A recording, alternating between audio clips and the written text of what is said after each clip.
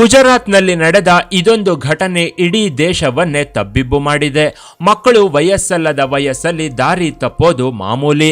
ಆದ್ರೆ ಇಲ್ಲೊಬ್ಳು ಟೀಚರ್ ಮಾಡ್ಕೊಂಡ ಕಾಮಕಾಂಡದಿಂದ ಇದೀಗ ಇಡೀ ದೇಶವೇ ಇವಳತ್ತ ತಿರುಗಿ ನೋಡುವಂತಾಗಿದೆ. ಪುಣೆಯ ದಿನಸಿ ವ್ಯಾಪಾರಿಯ ಮಗನಾದ 7ನೇ ಕ್ಲಾಸ್ ವಿದ್ಯಾರ್ಥಿ ಇದ್ದಕ್ಕಿದ್ದಂತೆ ನಾಪತ್ತೆಯಾಗಿದ್ದ.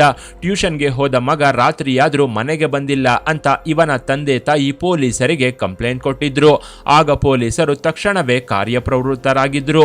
ಇವನ ಟ್ಯೂಷನ್ ಟೀಚರ್ ಇದ್ದ ಅಪಾರ್ಟ್ಮೆಂಟ್ನ ಸಿಸಿಟಿವಿ ದೃಶ್ಯಾವಳಿಗಳನ್ನು ಪರಿಶೀಲಿಸಿದಾಗ ಅದರಲ್ಲಿ ಈ ಟೀಚರ್ ಹುಡುಗನ ಜೊತೆ ಹೋಗಿರೋದು ಕಾಣಿಸಿತ್ತು. ಅಲ್ಲದೆ ಅವನ ಹೆಗಲ ಮೇಲೆ ದೊಡ್ಡದೊಂದು ಲಗೇಜ್ ಬ್ಯಾಗ್ ಹಾಗೂ ಇವಳ ಕೈಯಲ್ಲಿ ಟ್ರಾಲಿ ಬ್ಯಾಗ್ ಇರೋದನ್ನ ಪೊಲೀಸರು ಗಮನಿಸಿದ್ರು. ಹೀಗಾಗಿ ಇದು ಪ್ರೀ ಪ್ಲಾನ್ಡ್ ಕಿಡ್ನಾಪ್ ಅಂತ ಪೊಲೀಸರು ಮೊದಲಿಗೆ ನಿರ್ಧರಿಸಿದ್ರು.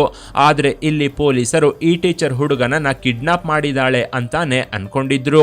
ಬಾಲಕನ ಮನೆಯಲ್ಲಿ ಹುಡುಕಾಡಿದಾಗ ಇವರು ಪರಾರಿಯಾಗೋಕು ಮೊದಲು ತನ್ನ ಕೆಲವು ಬಟ್ಟೆಗಳನ್ನ ಟೀಚರ್ಗೆ ಹಸ್ತಾಂತರಿಸಿರೋದು ಗೊತ್ತಾಗಿತ್ತು. ಅಲ್ಲದೆ ಇವರು ಮನೆ ಬಿಟ್ಟು ಓಡ್ ಹೋಗೋಕು ಮೊದಲು ಹೆಚ್ಚುವರಿ ವಸ್ತುಗಳನ್ನು ಖರೀದಿಸಿದ್ರು ಅನ್ನೋದು ಪೊಲೀಸರ ತನಿಖೆಯಲ್ಲಿ ಗೊತ್ತಾಗಿತ್ತು. ಮೊದಲಿಗೆ ರೈಲ್ವೆ ಸ್ಟೇಷನ್, ಬಸ್ ಸ್ಟಾಪ್ ಅಂತ ಎಲ್ಲಾ ಕಡೆ ಸಿಸಿಟಿವಿ ಕ್ಯಾಮೆರಾಗಳನ್ನ ಪರಿಶೀಲಿಸಿದ್ರು. ಏನೊಂದು ಪ್ರಯೋಜನವಾಗದೆ ಹೋಯ್ತು. ಆಗ ಪೊಲೀಸರು ಇಬ್ರು ಖಾಸಗಿ ಬಸ್ ಹತ್ತಿ ಪರಾರಿಯಾಗಿದ್ದಾರೆ ಅನ್ನೋ ಒಂದು ನಿರ್ಧಾರಕ್ಕೆ ಬಂದಿದ್ರು.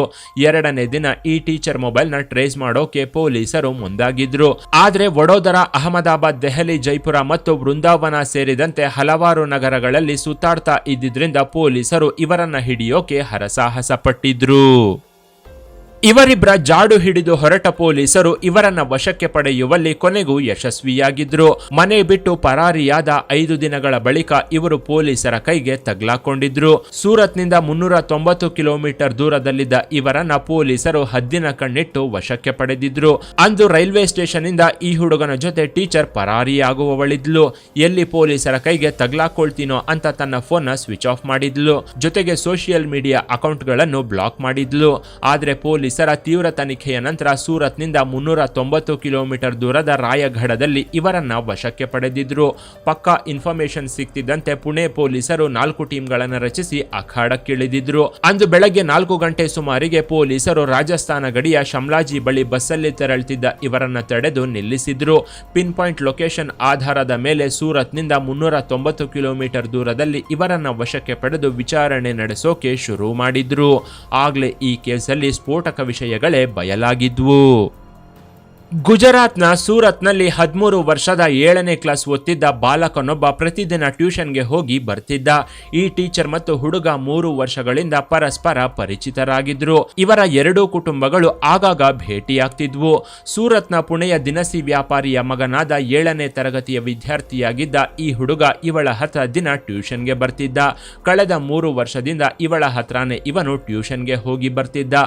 ಮೊದಲಿಗೆ ಇವಳ ಹತ್ರ ತುಂಬಾ ಜನ ವಿದ್ಯಾರ್ಥಿಗಳು ಟ್ಯೂಷನ್ಗೆ ಅಂತ ಬರ್ತಿದ್ರು. ಕ್ರಮೇಣ ಈ ಬಾಲಕನೊಬ್ಬನೇ ಉಳಿದಿದ್ದ. ಹೀಗಾಗಿ ಈ ಯಂಗ್ ಟೀಚರ್ 7ನೇ ಕ್ಲಾಸ್ ಸ್ಟೂಡೆಂಟ್ ಒಬ್ಬನಿಗೆ ದಿನನಿತ್ಯ ಪಾಠ ಮಾಡ್ತಿದ್ಲು. ಟ್ಯೂಷನ್ಗೆ ಒಬ್ಬನೇ ಬರ್ತಿದ್ರಿಂದ ಇವನ ಮೇಲೆ ಸಲುಗೆ ಬೆಳೆಸಿಕೊಂಡು ಇವಳು ನಿಧಾನವಾಗಿ ಇವನಿಗೆ ಹತ್ತಿರವಾಗಿದ್ಲು.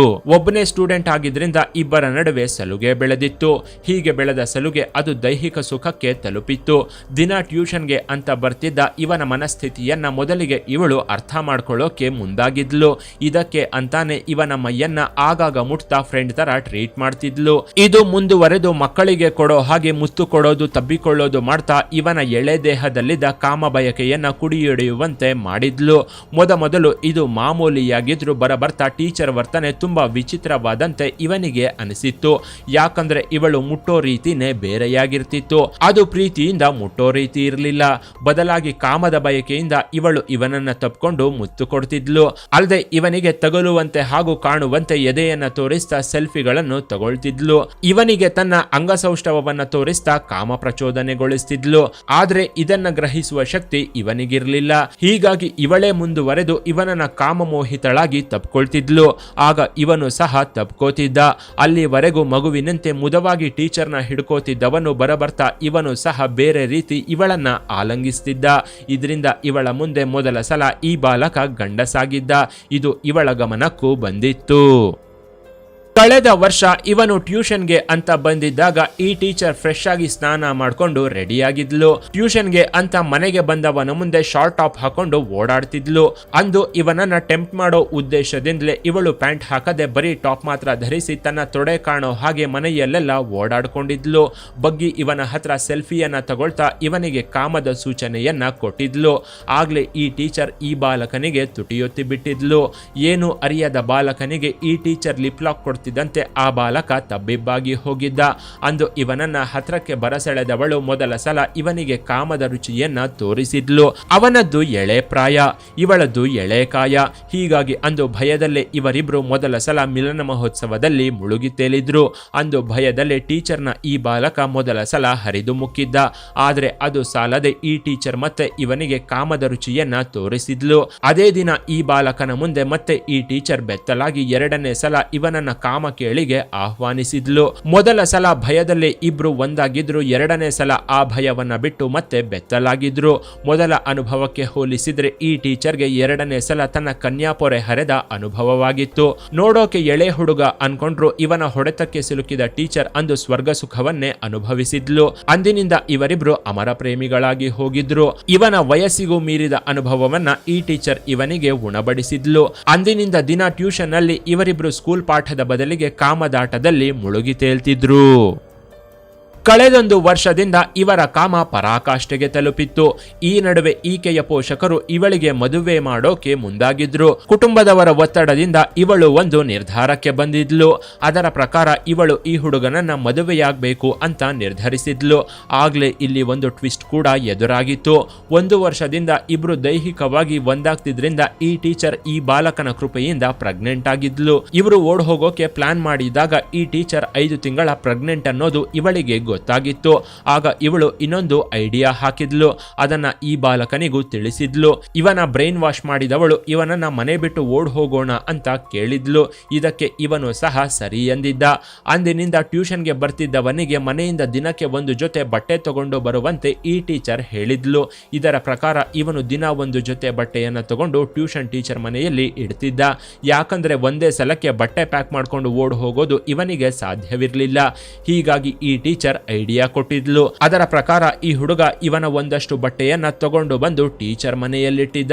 ಓಡ್ ಹೋಗೋಕೆ ಅಂತಾನೆ ನಿರ್ಧರಿಸಿದ ಇವರು ಶಾಪಿಂಗ್ಗೆ ಹೋಗಿ ಒಂದು ಬ್ಯಾಗ್ನ ಸಹ ಖರೀದಿಸಿದ್ರು. ಬಳಿಕ ಎಲ್ಲ ರೆಡಿ ಮಾಡ್ಕೊಂಡ ಇವರು ಮನೆ ಬಿಟ್ಟು ಪರಾರಿಯಾಗಿದ್ರು.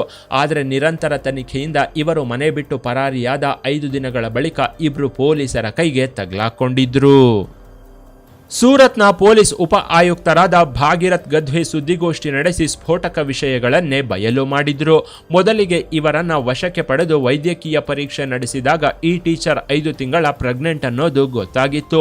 ಅಲ್ಲದೆ ತನ್ನ ಹೊಟ್ಟೆಯಲ್ಲಿರೋ ಮಗುವಿನ ತಂದೆ ಈ ಬಾಲಕನೇ ಅಂತಾನು ಟೀಚರ್ ಹೇಳಿದ್ಲು. ಹೀಗಾಗಿ ಟೀಚರ್ ಹೇಳಿಕೆಯ ಆಧಾರದ ಪ್ರಕಾರ ಬಾಲಕನನ್ನ DNA ಟೆಸ್ಟ್ಗೆ ಒಳಪಡಿಸಿದ್ರು. ಆಗ ಇವಳ ಹೊಟ್ಟೆಯಲ್ಲಿರೋ ಮಗುವಿನ ತಂದೆ ಇವನೇ ಅನ್ನೋ ಸ್ಫೋಟಕ ವಿಷಯವೊಂದು ಬೆಳಕಿಗೆ ಬಂದಿತ್ತು. ವಿಚಾರಣೆ ವೇಳೆ ಕಳೆದೊಂದು ವರ್ಷದಿಂದ ಇವರಿಬ್ರು ದೈಹಿಕ ಸಂಪರ್ಕದಲ್ಲಿ ತೊಡಗಿದ್ರು ಅಂತ ಒಪ್ಕೊಂಡಿದ್ರು. ಪೊಲೀಸರು ವಿದ್ಯಾರ್ಥಿಯನ್ನ ವೈದ್ಯಕೀಯ ಪರೀಕ್ಷೆ ಮಾಡಿಸಿದಾಗ ಅದರಲ್ಲಿ ಇವನು ದೈಹಿಕವಾಗಿ ತಂದೆಯಾಗೋಕೆ ಸಾಮರ್ಥ್ಯವನ್ನ ಹೊಂದಿದ್ದಾನೆ ಅಂತ ಗೊತ್ತಾಗಿತ್ತು. ಆದ್ರೆ ಟೀಚರ್ ಹೊಟ್ಟೆಯಲ್ಲಿರೋ ಮಗುವಿನ ತಂದೆ ಇವನೋ ಅಲ್ವೋ ಅಂತ DNA ಟೆಸ್ಟ್ ಮಾಡಿಸಿದಾಗ ಟೀಚರ್ ಹೊಟ್ಟೆಯಲ್ಲಿರೋ ಮಗುವಿನ ತಂದೆ ಇವನೇ ಅನ್ನೋದು ಗೊತ್ತಾಗಿ ಎಲ್ರೂ ಶಾಕ್ ಆಗಿದ್ರು. ಕೊನೆಗೆ ಅಪ್ರಾಪ್ತ ವಯಸ್ಕನನ್ನ ಅಪಹರಿಸಿದ ಆರೋಪದ ಮೇಲೆ ಈ ಟೀಚರ್ ವಿರುದ್ಧ ಭಾರತೀಯ ನ್ಯಾಯ ಸಂಹಿತ ಅಡಿಯಲ್ಲಿ ಔಪಚಾರಿಕ ಪ್ರಕರಣ ದಾಖಲಿಸಿದ್ರು. ಲೈಂಗಿಕ ದೌರ್ಜನ್ಯ ಎಸಗಿದ ಆರೋಪದಡಿ ಇವಳ ಮೇಲೆ ಪೋಕ್ಸೋ ಕೇಸ್ನ ಹಾಕಲಾಯಿತು. ಸದ್ಯ ಮಾಡಿದ ತಪ್ಪಿಗೆ ಟೀಚರ್ ಜೈಲು ಪಾಲಾದ್ರೆ ಈ ಬಾಲಕನನ್ನ ಪೊಲೀಸರು ಜುವೆನಲ್ ಕಸ್ಟಡಿಗೆ ಒಪ್ಪಿಸಿದ್ದಾರೆ. ಇನ್ನು ಈ ಕರ್ಮಕಾಂಡದ ಬಗ್ಗೆ ನಿಮ್ಮ ಅಭಿಪ್ರಾಯವನ್ನ ಕಾಮೆಂಟ್ ಮಾಡಿ.